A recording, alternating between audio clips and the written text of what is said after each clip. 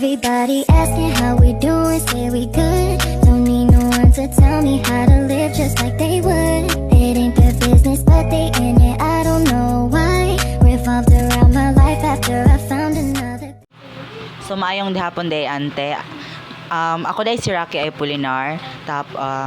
Nalang ta ko yung mga pangutana. Gamay lang dyan siya nga pangutana. Matubag na nimo siya te nga dali. So, pangutana na ko te. Unsay imong pangalan? Chita Salvania Moreno, And pila imong edad ante? 44. Pila ka mo kabuok sang kami pamilya? Nga di bay ko lang kami tres. So, amo lang ante, and aon kanak mga question, other question pa ante. So, sang digital aspect of self, aon kanak question nga ni, aon ba kamayo technology na piyagagamit like cellphone, TV, o uban pa? Aon. Uno-uno yan makaapekto like makatabang bayang paggamit ng technology or dili? Makatabang. So another, ini day sa salamat ante. So ang palas, physical aspect of self, yang question kay kamusta yang kondisyon ng lawas mayo? Ang baka mayo nga ni naon sakit or wala? Wala. Ante, sige te.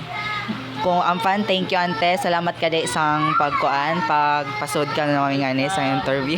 Welcome gayud kami tanan. Sige te, thank you. Maayong hapon call. Ako di ay si Feli Monte de Ramos. Ako diri para mag-interview. Pwede mangutan kung unsay pangalan mo. Pangalan ako si Renante Pulinar, Pilay edad. 50 years old. O unsay trabaho ning Sa usahay na trabaho, sa wala. pila ang imong anak. Patabok anak nako. Si Rinalyn, si Rocky, si Rangel, og si Rinan.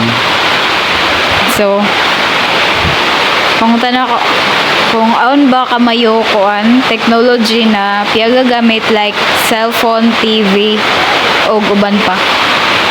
May cellphone na TV. O uno-uno yan ya ka apekto like makatabang bayang paggamit ng cellphone or dili. Makatabang man ang paggamit og cellphone, para nang nakaitawagan mga emergency, makatawag dahin ka. Last is kumusta yung kondisyon ng lawas mayo o aon ba kamayo nga ninaon sakit or what? Okay man, daluyan sa Ginoo, wala may problema mong lawas. Healthy man meet tanan. Amolangan call og salamat sang time na yatubag mo yung pangutanok mo. Salamat. Salamat po.